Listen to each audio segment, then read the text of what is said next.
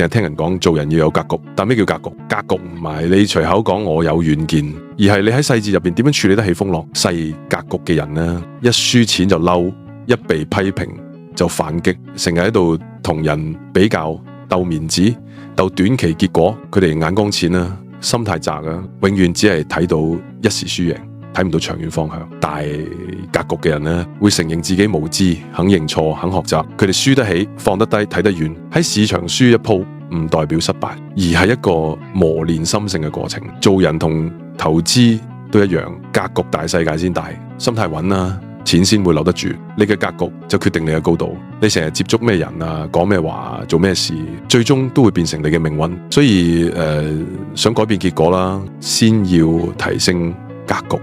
唔好再活喺情緒同比較入邊，學識冷靜睇勢，理性決策。如果你想提升思維啊，擴闊格局啦，記得 like 同 subscribe。下一集我哋繼續講。我係 New Type 員阿龍。